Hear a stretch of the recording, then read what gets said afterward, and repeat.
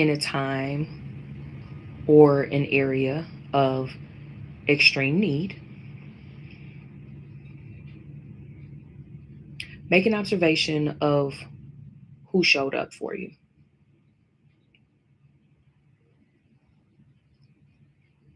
Why did they show up?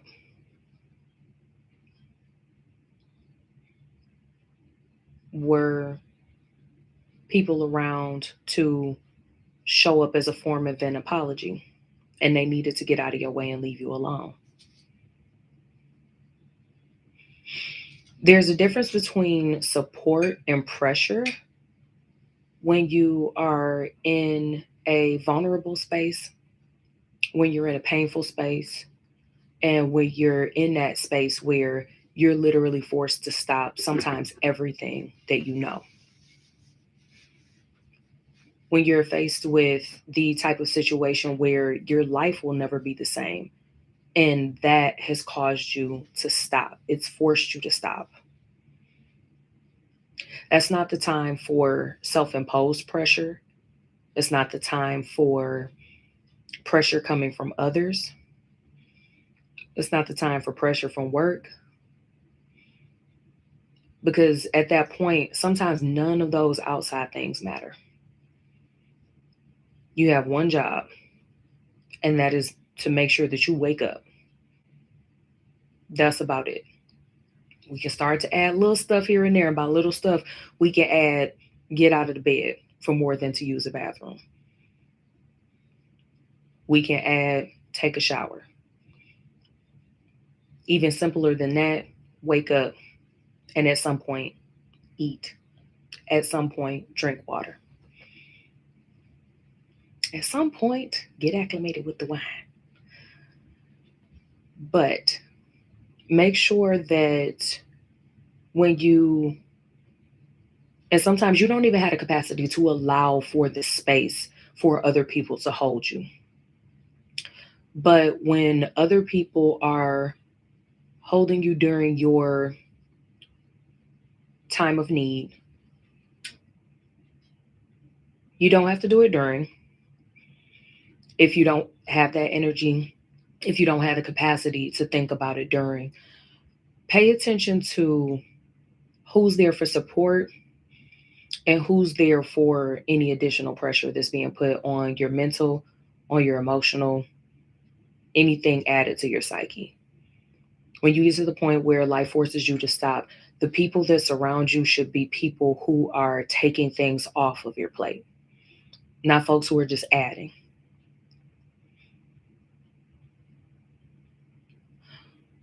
So during that time, I want you to think about who honored your silence, who's able to honor your silence when you need it, and who do you need to stay okay for their comfort, air quotes, okay, for them to be comfortable with being around you, for you to be of some use to them, for you to only show up as you.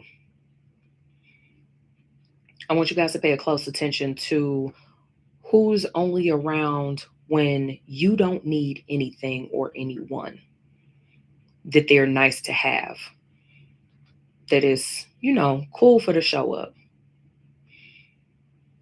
Because not everybody knows how to love you when you're not at your best.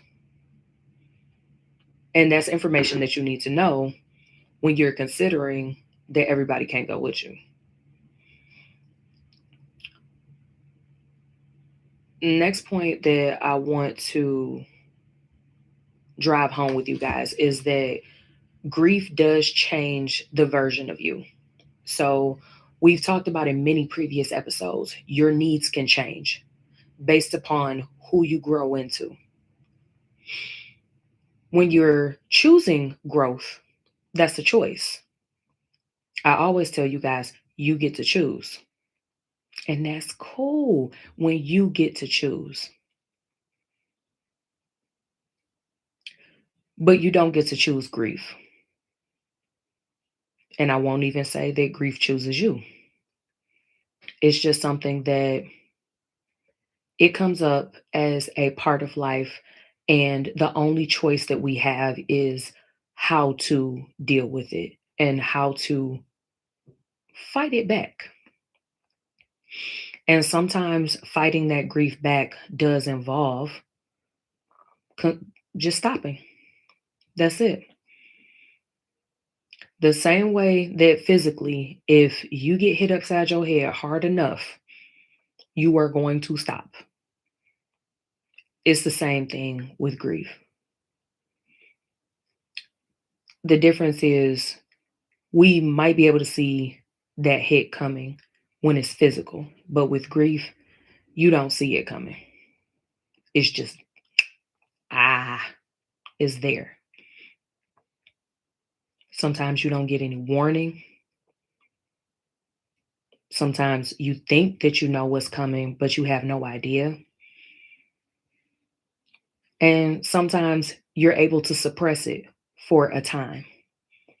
But when you do that, you never know when it's going to rear its ugly head, when it's going to pop up and pop out on you. So your identity does shift, and your relationships will need some type of recalibration when you are experiencing grief in your life. Sometimes you will come out on the other side being a completely different person. And there are some things about the reshaping that will change some of your values. They'll definitely rearrange your priorities for you. It will affect your pace greatly, depending on the varying levels of grief and what you're grieving about.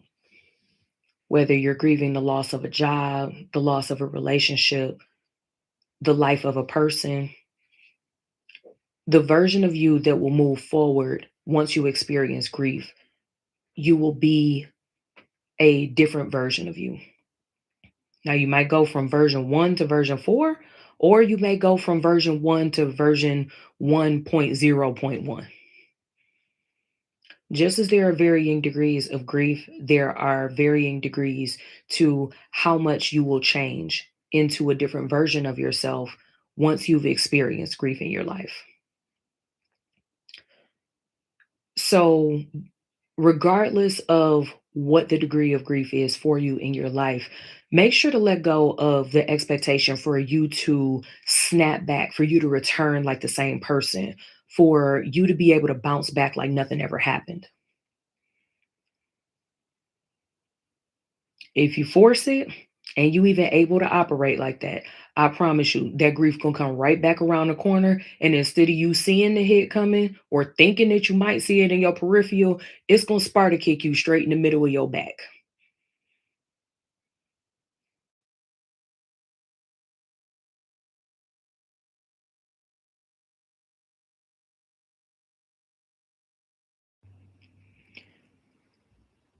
Allow yourself to feel all the feelings. Allow yourself to feel whatever it comes out as. Don't try to control it. Don't do too much. Don't just let it be what it's going to be. And whatever it is, that's okay. It just is what it is once you get to that point.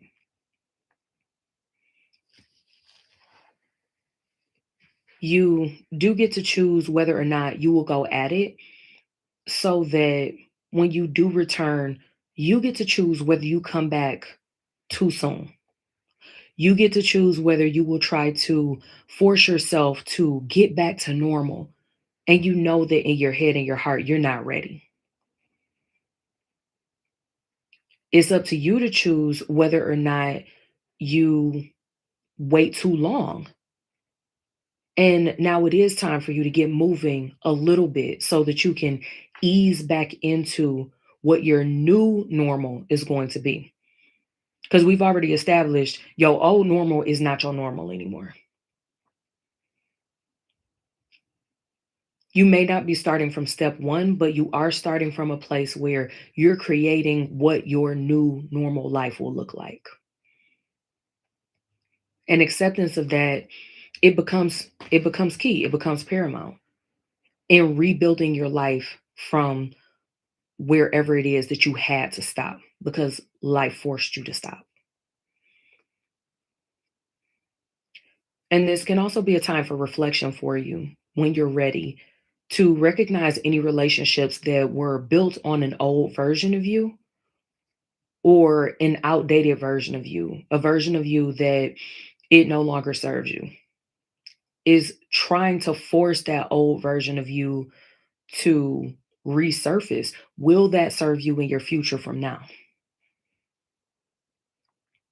Some relationships were built for who you were surviving as, not who you're healing into.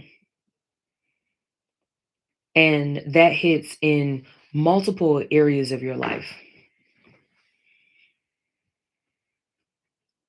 Anytime you experience any type of loss, in all honesty, take a look at the relationships that you choose to surround your life with, and also take a look at that who you were going into that hardship, who you were during, and when you need to sit there in the during, just go ahead and sit there. As you're figuring out, you're learning, and you're growing and building into who that next version of you will be and or become. And you don't have to have all the answers on the first day. You don't. And you won't. Sometimes you're going to have to reevaluate, rewrite, rethink, revisualize what the next version of you and the next chapter is going to look like. Because when life makes you take a pause, when it makes you take a pause, everything after that can be completely different than what you've ever imagined, everything that you have ever planned for yourself. And to a certain degree, I always tell you guys, and this is that time of year where you're taking a look at your vision again. You don't just write your vision one time and leave it. You write it and you go back to it. You reevaluate. There are some things you're going to have to make some edits on. Your vision overall doesn't change, but there are some things that you'll have to tweak. And some of those tweaks, you ain't going to like it. I know for me, some of the tweaks that I had to make for the vision that I have for my life, I don't like them tweaks that I'm making right now. I don't like none of them. But that doesn't leave me with the space to pretend that pieces of my vision don't have to be rewritten now, that they don't have to be adjusted, not only on paper, but within my mind as well, to make sure that I still stay on trajectory, to make sure that I'm not trying to build a pyramid out of sand. This brings me to my last point for you guys, which is discernment for your next chapter. I'm talking boundaries, of course. I'm talking access, and I'm talking intentional connection. Discernment is required after your loss because if you don't honor that loss, you're going to be building towards something that is slightly in the wrong direction. Now, you guys know that I always talk about when you are writing your vision, when you are rewriting your vision, when you are making those minor tweaks. We always talk about how flights can start in LA and just being 1 degree off. By the time you hit the East Coast, one plane can end up in Florida, the other one can end up in DC or something somewhere, because they're both headed from the same starting point, but being off just that 1 degree, it messes up the whole flight trajectory the further away from the starting point you get. And so it's important to honor that loss. And a part of accepting that loss is that those places where your plans, your goals, your vision need that recalibration, they need that tweak to the details, you have to account for that. Sometimes it will feel better to pretend that the loss didn't happen, or to just ignore it, or push it off and keep going as usual, as normal, as your old normal, instead of accepting that even though you don't even know what new normal looks like, it's coming, it's becoming, because old normal is gone. You have to have discernment in the connections that you choose to make, the choices that you choose to make, and in the how you will move forward.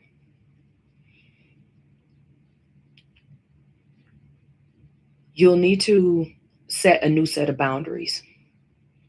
Sometimes that new set of boundaries, it will become a requirement as you rebuild your emotional and mental state. Sometimes as you rebuild your financial state, as you rebuild your career, as you rebuild your family, depending on what your loss was. Sometimes it's just you're grieving the loss of the life that you thought you would have.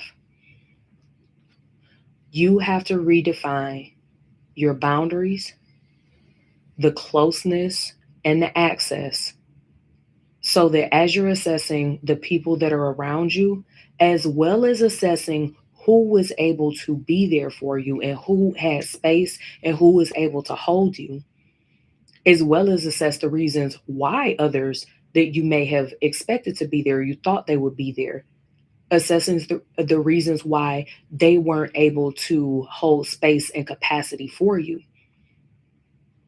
Sometimes y'all will be going through the same go through. Sometimes you will have a different, they'll have a different go through than what you're currently going through. For some, it doesn't necessarily mean that they have any less love for you, but they have so much going on in their own lives that they aren't able to make it to be there to hold you and be there for you. And then there are some where everybody can go because they chose to not make the time. They chose to not put forth the additional effort when you finally needed somebody. And for those of you that you always there for somebody else, I'm talking to y'all specifically. I want y'all to look at it real, real hard. Because I find a trend with those that they always there for any and everybody else, whatever somebody need, you'll drop what you're doing to go pick them up, to make a transfer to their account, to click yes on their cash request on whichever app, to send them whatever it is that they're asking for, to swipe your card every time it's time to cash out somewhere. They always asking you for something. But the one time that you really, really needed them, and or for them to be there without asking you for a thing,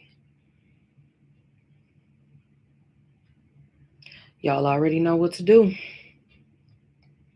Redefine what that access to you is going to look like. You already saw how they will treat you, and how they treated you is very well what they think about you. So moving forward, choose who gets to walk with you, not just who gets to hang around, who gets to be beside you, who gets to roll in the car, who gets to come on a trip, who made it out the group chat. Like, really take a look at what it means to be close to you, in terms of what it looks like to be close to you when you finally need something, what it looks like to be close to you when somebody else needs something from you, what it looks like to be close to you even if you're doing something as simple as just going to get Starbucks or get a coffee. I really want you to place a, you know what, I'm not going to even say a new set of boundaries. Place an upgraded set of boundaries around yourself and around what friendship, partnership, familyship. What does all of that look like when you're moving into your next chapter? Y'all know I don't leave y'all 9 to 5s out of this either. During a time of need, how did, if you have one, how did your boss treat you? How did your management team treat you? Y'all know I always encourage you to pay attention to how you're treated at work as well, because that's where you spend a third of your day every day. And sometimes for some of us and some of you, more time than that. How is your chain of command treating you?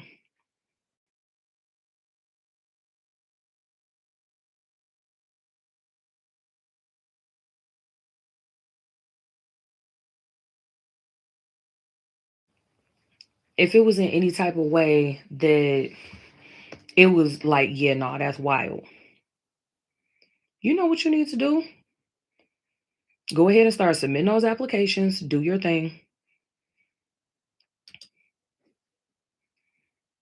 And as you're setting that new set of boundaries, I don't want you to isolate and just be by yourself trying to make all of your decisions.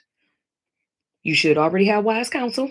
If you've listened to me before, or if you pay attention to what I talk to you guys about, you should at least have your one person for wise counsel, or look to a mentor, your pastor or spiritual leader, your whomever. Make sure that you don't allow your time of discernment to become isolation. Those are not equivalent. When you're setting these new boundaries, I want you to feel empowered in what you need in your next chapter. You setting a or upgrading those boundaries does not equal a punishment for you or the people that may be affected by those boundaries, or the people that their access to you is affected by those upgraded boundaries that you need. And even though people ain't supposed to be asking you for nothing, but somebody always needs something.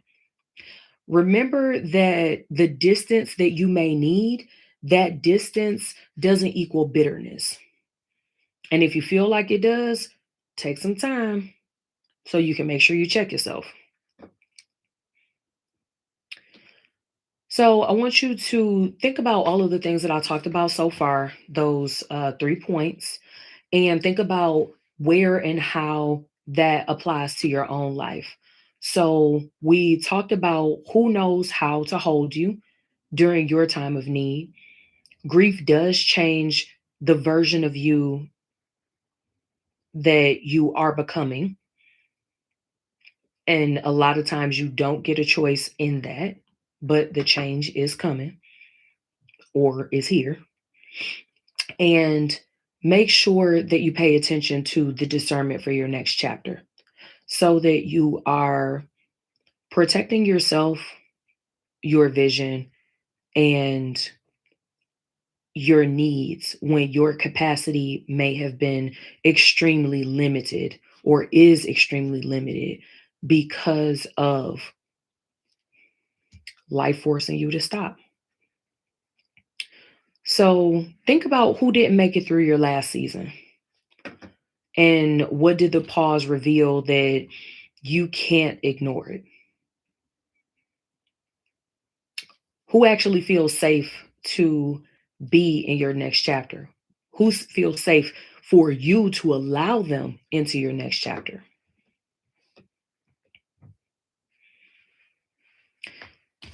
Just know that pauses are a part of your growth. I want to say the pause didn't break you, but even if it did, that's okay. It's okay to be broken. But just because the pause may have broken you, that doesn't mean that you can't be clarified through that purpose, and that you can't come out the other side with the new version of you being beautifully broken, but rebuilt into the next version of yourself, even if you're currently still broken. All of the pieces are still there. Just sometimes when you put back together a shattered thing, we may be missing a shard or two.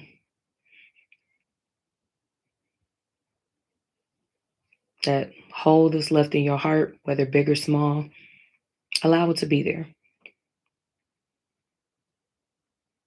You don't always have to force yourself to find something to fill it with. Let it be empty. When it's time and when you allow, you can put something there.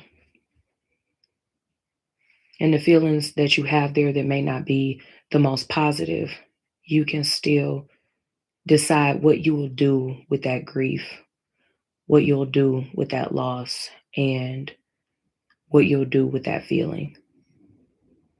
That hopefully can help someone else through whatever it is that you're going through just a little bit easier so they don't have to figure it all out on their own. So I'll see you guys tomorrow. Hint, hint. And thank you all for joining on to one of the live Everybody Can't Go Convos with me. I'll see you guys soon.